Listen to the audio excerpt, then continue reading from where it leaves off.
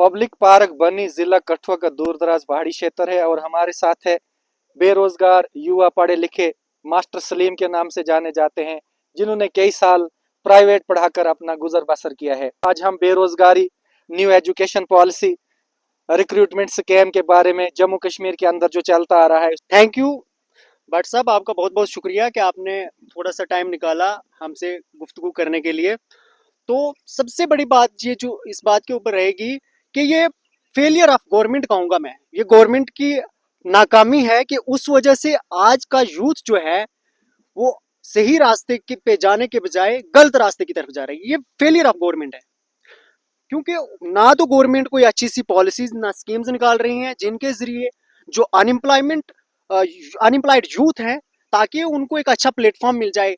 ना कोई कंपनीज अच्छी सी खुल रही हैं, ना तो कोई गवर्नमेंट सेक्टर में कोई रिक्रूटमेंट हो रही है। देखिए आप देख रहे हैं कि 2014 में लास्ट टीचर्स की वैकेंसी निकली थी और 2024 चल रहा है और बहुत से हमारे जो बड़े भाई बहन हैं वो ओवरेज हो गए हैं। तो ये फेलियर ऑफ गवर्नमेंट है, ये गवर्नमेंट की नाकामी है, उनको इसके ऊपर खास तवज्जो देने की जरूरत है। यस, उस रिक्रूटमेंट में मेरा भी नाम था और रिवाइव लिस्ट में भी नाम आया था, लेकिन अनफॉर्चुनेटली वाइवा में हमको ड्रॉप किया गया था, जहां डाइट के प्रिंसिपल थे पंडित साहब खजूरिया साहब थे, अपने डिप्टी कमिश्नर कठुआ, और राहुल शर्मा जी थे JKSSB के चेयरमैन। हालांकि हमने जितने भी क्वेश्चंस पूछे थे अच्छे से उसका जवाब दिया था कि, लेकिन हमें बाद में मालूम चला कि कुछ पॉलिटिकल स्टंट से जो लोग थे वो लग गए थे और हमारी पोस्ट खा चुके। देखिए ये जो स्कैम सिस्टम है ये काफी टाइम से चलता आ रहा है और इसके ऊपर गवर्नमेंट कोई कंसीडर ही नहीं कर रही है। जो मेन बात है इसके ऊपर गवर्नमेंट कोई ध्यान नहीं दे रही है। देखिए अभी लास्ट ईयर JKSSB के अंडर जो SI के एग्जाम हुए वो 2-3 बार स्कैम हुआ। क्या गवर्नमेंट की ये नाकामी नहीं है? गवर्नमेंट इसमें फेलियर नहीं है? क्योंकि JKSSB के अंडर जो एग्जाम हुए वो एग्जाम 2-2 3-3 बार कंडक्ट किए गए। तो मेरा भी उस लिस्ट में नाम था। तो मेरे पहले जो 102 मार्क्स बन रहे थे और बाद में एग्जाम दोबारा दोबारा। अब देखिए इंसान जो है बार बार एक ही चीज को थोड़े रिपीट करते रहेंगे, तो ये गवर्नमेंट की नाकामी है। ये गवर्नमेंट को अच्छे से, अगर ऐसे कर्मचारी और गवर्नमेंट के पास है तो गवर्नमेंट इनको सस्पेंडेड ऑर्डर क्यों नहीं निकाल देती है? मुझे याद है कि उमर साहब ने यहाँ पब्लिक सर्विस गारंटी एक्ट लाया था। CIC हुआ करता था, सेंट्रल इंफॉर्मेशन कमिश्नर, और उमर साहब ने यहाँ SIC बिठाया था, स्टेट इंफॉर्मेशन कमिश्नर। अपने ही सरकार के खिलाफ पारदर्शिता को लेकर उमर साहब ने ये काम किया था। तो मैं तो कहूंगा ऐसा चीफ मिनिस्टर ऑनेस्ट है, और वो जो करप्शन के खिलाफ काम करते हैं अपनी सरकार के में रहते हुए भी। तो फिर आजाद साहब ने स्टेट अकाउंटेबिलिटी कमीशन लाया। उसके बाद तो यहाँ कोई पारदर्शिता है ही नहीं, ट्रांसपेरेंसी है ही नहीं, अकाउंटेबिलिटी है नहीं। खटोखट चल रहा है जम्मू कश्मीर में। यूथ जो है असेट है जम्मू कश्मीर का, उसी को यहाँ रोंदा गया है। और क्या फ्यूचर देखते हैं आप? जी, आपका सही सवाल है बट साहब। देखिए अभी अगर ऐसा चल रहा था तो ठीक है। अभी जो है उमर अब्दुल्ला साहब को जो है अभी CM बनने के लिए, कल उनका वो CM बनने जा रहे हैं, तो अब उनको मौका मिला है। तो अब हम देखते हैं, तो हमारी तो पूरी उनके ऊपर निगाह रहेगी, अनएम्प्लॉयड यूथ की उनके ऊपर निगाह रहेगी कि वो कितना हमारे JNK के जो अनएम्प्लॉयड यूथ है उनको कितना कवर करते हैं। क्योंकि उनके ऊपर हमारी भी एक खास निगाह है कि वो अनएम्प्लॉयड यूथ के ऊपर कोई खास तवज्जो देंगे, उनको कवर करने की कोशिश करेंगे। मैं तो अगर बात करूं तो ये जब तक यूथ अनएम्प्लॉयड है, जब तक हमारा यूथ सड़कों पे है, तब तक उस कंट्री की, उस स्टेट की कभी डेवलपमेंट नहीं हो सकती। उसको मैं डेवलप कभी नहीं कह सकता कि जहां का यूथ जो है वो सही रास्ते के पे जाने के बजाय गलत रास्ते की तरफ, गलत रास्ते की दिशा जा रहा है, तो वो that is not develop country और स्टेट। बिल्कुल सर। तो जैसे अब उमर साहब आए हैं और उनका मंशूर भी है, मैनिफेस्टो भी है JKNC का, बेरोजगारी को लेकर पढ़े लिखे नौजवानों के लिए पर मंथ स्टाइफन भी रखा है उन्होंने, और नौकरियां लाने का भी उन्होंने वादा किया है। और जो इकोनॉमिकली वीकर सेक्शन है उनके लिए भी वादा है, बिजली free means overall economic boost को लेकर, जो है इकोनॉमिक क्राइसिस को खत्म करने को लेकर JKNC का मंशूर है। ठीक है, देखिए अब हम इस आपकी बात सही है कि 1 लाख जो वैकेंसी है, NC गवर्नमेंट ने ये पहले ही अपने मैनिफेस्टो में जारी किया था कि हम 1 लाख नौकरी प्लस जो है वो देंगे JNK में।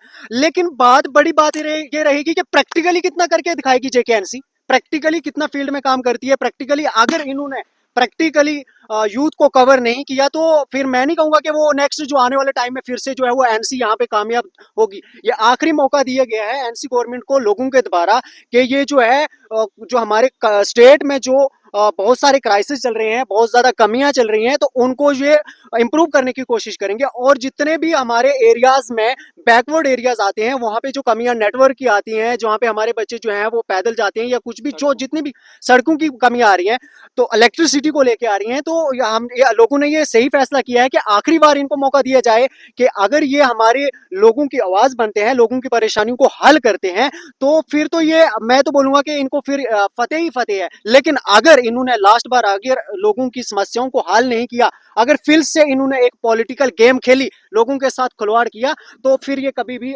उठेगी नहीं, यहाँ से इस स्टेट से बाहर ही हो जाएंगी, ये सारी पार्टियां ही बाहर हो जाएंगी। और यहाँ पे कोई नई पार्टी, यहाँ पे जेएंडके के अंदर एक नई पार्टी यहाँ पे अरूज पे, और दोबारा यहाँ पे एक नई पार्टी लागू होगी जो यहाँ के लोगों की आवाज बनेगी। सलीम साहब, मैं कहूं तो एनसी का जो हमेशा पब्लिक फ्रेंडली पॉलिसीज रही हैं गवर्नमेंट की, जब ये एनसी इक्तदार में होती है, सत्ता में होती है, पहले भी एनसी के टेनोर की अगर बात करें तो 1,60,000 जो इन्होंने एम्प्लॉयमेंट जनरेशन दी थी जम्मू कश्मीर के अंदर, और अब भी उसके बाद बनी की अगर बात करें तो सबसे ज्यादा एम्प्लॉयमेंट दी है, 1367 प्लस जो यहाँ के एम्प्लॉयज हुए हैं। तो वही आज जो है थोड़ा बहुत हम डेवलपमेंट देख रहे हैं उनकी वजह से है। और उसके बाद अब भी जो है मैनिफेस्टो में रखा हुआ है, तो क्यों नहीं करेंगे वो? अगर नहीं करेंगे तो क्रेडिबिलिटी लूज होगी। अगर क्रेडिबिलिटी नहीं होती तो अभी प्रचंड बहुमत से नहीं आते वो जम्मू कश्मीर के जी अंदर। जी, देखिए इसको मैं एक ही छोटी सी तफसील में इसका आंसर दूंगा कि हमारी पूरी निगाह जो है सीएम उमर अब्दुल्ला के ऊपर बनी हुई है कि वो कितने नजरिए से हमारी इन बिल्कुल सर। तो जैसे अब उमर साहब आए हैं और उनका मंशूर भी है, मैनिफेस्टो भी है जेकेएनसी का, बेरोजगारी को लेकर पढ़े लिखे नौजवानों के लिए पर मंथ स्टाइफन भी रखा है उन्होंने, और नौकरियां लाने का भी उन्होंने वादा किया है। और जो इकोनॉमिकली वीकर सेक्शन है उनके लिए भी वादा है, बिजली free means overall economic boost को लेकर जी जो है, इकोनॉमिक क्राइसिस को खत्म करने को लेकर जेकेएनसी का मंशूर है। ठीक है। कैसे देखते हैं? देखिए अब हम इस आपकी बात सही है कि 1 लाख जो वैकेंसी है, एनसी गवर्नमेंट ने ये पहले ही अपने मैनिफेस्टो में जारी किया था कि हम 1 लाख नौकरी प्लस जो है वो देंगे जेएंडके में।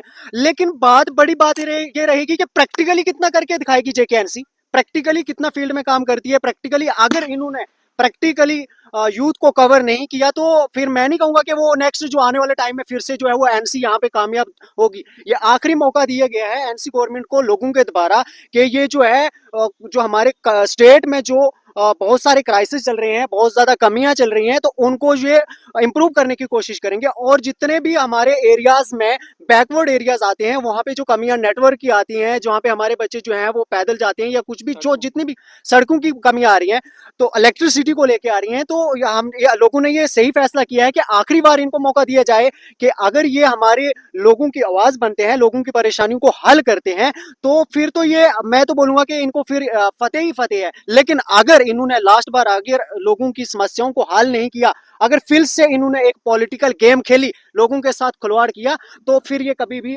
उठेगी नहीं, यहाँ से इस स्टेट से बाहर ही हो जाएंगी, ये सारी पार्टियां ही बाहर हो जाएंगी। और यहाँ पे कोई नई पार्टी, यहाँ पे जेएंडके के अंदर एक नई पार्टी यहाँ पे अरूज पे, और दोबारा यहाँ पे एक नई पार्टी लागू होगी जो यहाँ के लोगों की आवाज बनेगी। सलीम साहब, मैं कहूं तो एनसी का जो हमेशा पब्लिक फ्रेंडली पॉलिसीज रही हैं गवर्नमेंट की, जब ये एनसी इक्तदार में होती है, सत्ता में होती है, पहले भी एनसी के टेनोर की अगर बात करें तो 1,60,000 जो इन्होंने एम्प्लॉयमेंट जनरेशन दी थी जम्मू कश्मीर के अंदर, और अब भी उसके बाद बनी की अगर बात करें तो सबसे ज्यादा एम्प्लॉयमेंट दी है, 1367 प्लस जो यहाँ के एम्प्लॉयज हुए हैं। तो वही आज जो है थोड़ा बहुत हम डेवलपमेंट देख रहे हैं उनकी वजह से है। और उसके बाद अब भी जो है मैनिफेस्टो में रखा हुआ है, तो क्यों नहीं करेंगे वो? अगर नहीं करेंगे तो क्रेडिबिलिटी लूज होगी।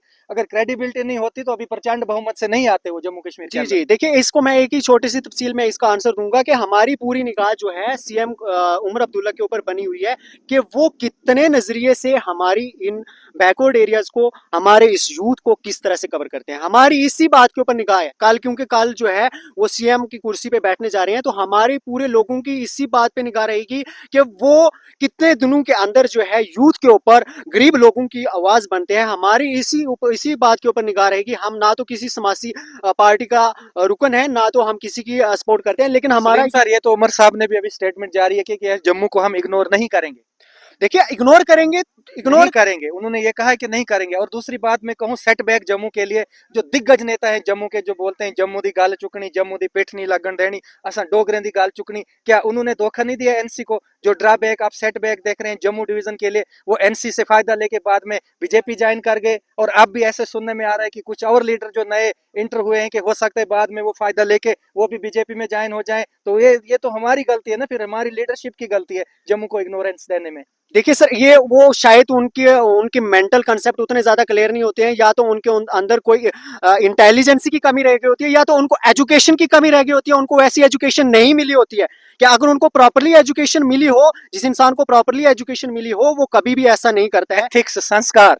जी जी बिल्कुल, इसको संस्कार भी कहेंगे हम, कि अगर उनको एक अच्छी सी संस्कार मिले हों, तो वो पर्सनल इंटरेस्ट के लिए लोगों के साथ खिलवाड़ नहीं कर सकते हैं। पार्टी को धोखा, और पार्टी को धोखा देना, ये जो और लोगों को धोखा देना, ये सबसे बड़ा गुनाह पाप है।